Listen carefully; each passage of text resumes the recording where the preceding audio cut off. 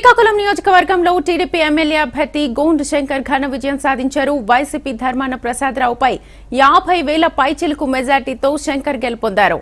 తన గెలుపు నియోజకవర్గ ప్రజలు గెలుపంటున్న గోండు శంకర్ తో మా ప్రతినిధి వరప్రసాద్ ఫేస్ టు ఫేస్.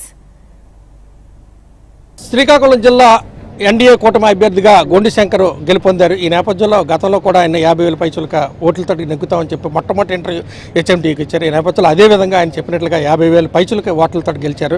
ఈ నేపథ్యంలో జిల్లా వాసులకి ఆయన ఇచ్చిన హామీలు ఏ విధంగా నెరవేరుస్తారు, ఏ విధంగా ఆయన ముందుకు వెళ్ళబోతున్నారు అనే అంశాన్ని చెప్పండి. ఇది పూర్తిగా శ్రీకాకుళం నియోజకవర్గ ప్రజల యొక్క విజయం. అలాగే ఇది రాష్ట్ర ప్రజల విజయం. రాష్ట్రం మొత్తం ప్రజలే ఒక ఉవ్వెత్తున ఒక సునామీలాగా ఓట్ల వర్షం కురిపించారనేది మొదటి నుండి మేము చెప్తూనే ఉన్నాం. అదే జరిగింది. ఆ ప్రభుత్వాన్ని బంగాళాఖాతంలో కలపడం ఖాయమని చెప్పాము. అది జరిగింది. చెప్తే వాళ్ళకి అర్థం కాలేదు. వాళ్ళు ఒక రకమైన ఫోబియాలో ఉన్నారు. నా యొక్క విజయం మాత్రం శ్రీకాకుళం నియోజకవర్గ ప్రజలకే అంకితం. ఇది నా విజయం కాదు, శ్రీకాకుళం నియోజకవర్గ ప్రజల విజయం, మా నాయకుడు చంద్రబాబు నాయుడు గారి విజయం.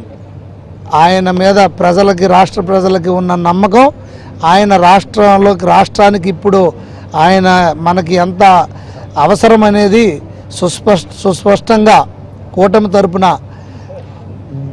అసలు ప్రతిపక్షం అనేది లేకుండా మెజారిటీ ఇవ్వడం అనేది నిజంగా ఇది ప్రజల విజయం, రాష్ట్ర ప్రజల విజయం. నా విజయం శ్రీకాకుళం నియోజకవర్గ ప్రజల విజయం.